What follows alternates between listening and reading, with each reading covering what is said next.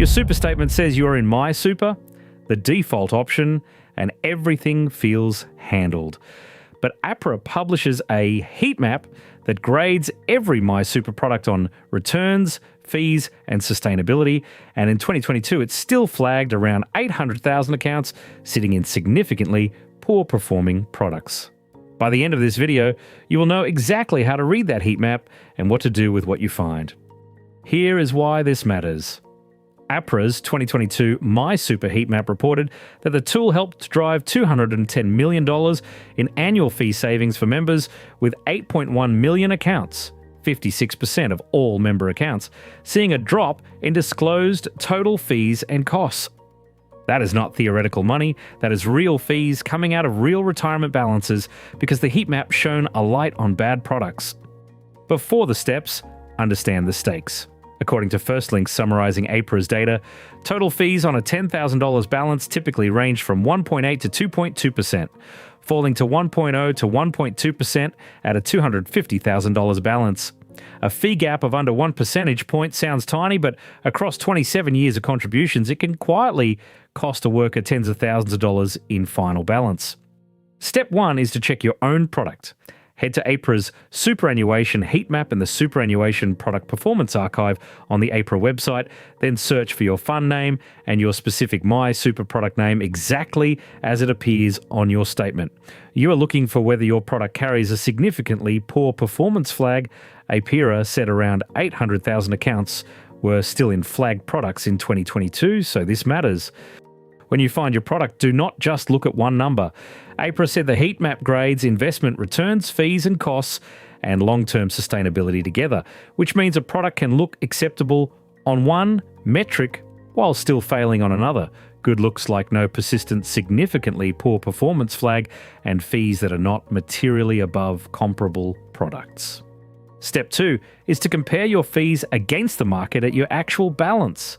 Use the APRA heat map fee tables and find the band closest to your balance.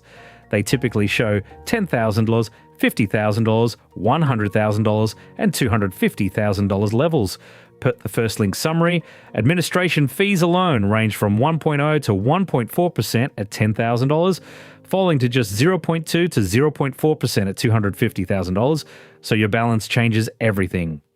Pay attention to this number. According to the Firstlink's breakdown of APRA's data, a fee difference of roughly 0.8 percentage points can be the gap between a product sitting near 1.0% and one sitting near 1.8% at lower balances. That gap exists before you even look at investment returns, so confirming your fees sit at the lower end of the disclosed range is one of the highest value things you can do. When you read the fee tables, separate the administration fee from the total fee because they tell different stories. Administration fees are largely fixed, so they hit low balances hardest, while total fees blend in investment costs. Good looks like your fees sitting nearer the lower end of the APRA disclosed ranges rather than the upper end for your balance band. Step 3 is to make a decision.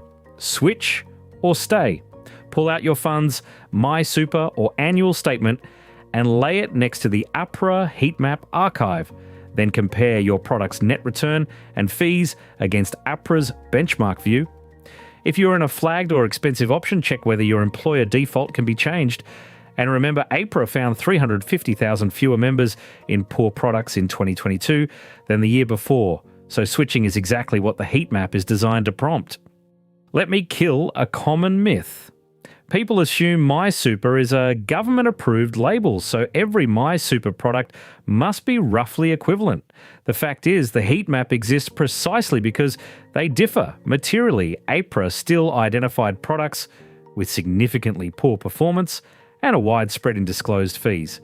So being in MySuper is not the same as being in a good MySuper product. Two mistakes trip people up here. The first is judging a fund only on last year's return while ignoring fees when APRA's whole framework is built around net outcomes after fees and costs. The second is forgetting that the same product can look cheap at $250,000 and brutal at $10,000. So always read the fee band that matches your real balance, not the headline figure. Let's recap fast. Check your product on the APRA Superannuation Heatmap and watch for any significantly poor performance flag. Compare your fees at your actual balance band, splitting admin from total, and aim for the lower end of the disclosed range. Then decide to switch or stay by lining up your annual statement against APRA's benchmark view. If this helped you make sense of the heat map, do future you a favour and actually run the 3 steps this week. It takes about 10 minutes and could be worth tens of thousands over your working life. Subscribe to The Fine Print for more plain English guides and watch our next video on how to compare net returns between 2 super funds without getting lost in the jargon.